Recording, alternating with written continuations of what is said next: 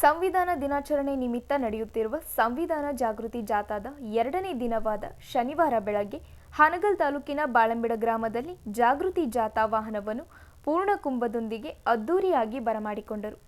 ತೆರೆದ ವಾಹನದಲ್ಲಿ ಅಂಬೇಡ್ಕರ್ ಅವರ ವೇಷಧಾರಿ ಸಾರ್ವಜನಿಕರ ಗಮನ ಸೆಳೆದರು.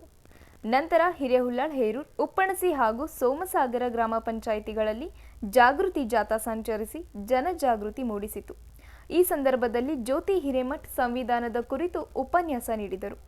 ಕಾರ್ಯಕ್ರಮದಲ್ಲಿ ನಾಗರಾಜ್ ಪಾಟೀಲ್, ಲಕ್ಷ್ಮವ್ವ ಅಂಬಿಗೇರ್, ಸಮಾಜ ಕಲ್ಯಾಣ ಇಲಾಖೆಯ ಸಹಾಯಕ ನಿರ್ದೇಶಕಿ ಜೆಬಿ ಹಿರೇಮಠ್, ಬಿಸಿಎಂ ಇಲಾಖೆಯ ಎಸ್ ಆನಂದ್, ಗುಂಡನಗೌಡ ಪಾಟೀಲ್, ಪ್ರೇಮಾ ಮಾಯಕನವರ್, ನಾಗವ್ವ ಕತ್ತಿ, ಎಸ್ಎಲ್ ಮಡ್ಲೇರ್ ಸೇರಿದಂತೆ ವಿವಿಧ ಶಾಲೆಗಳ ಮುಖ್ಯ ಶಿಕ್ಷಕರು, ಶಾಲಾ ಮಕ್ಕಳು, ಗ್ರಾಮ ಪಂಚಾಯತ್ ಅಧ್ಯಕ್ಷರು, ಉಪಾಧ್ಯಕ್ಷರು, ಸದಸ್ಯರು, ಅಂಗನವಾಡಿ ಕಾರ್ಯಕರ್ತೆಯರು, ಆಶಾ ಕಾರ್ಯಕರ್ತೆಯರು ಭಾಗವಹಿಸಿದ್ದರು.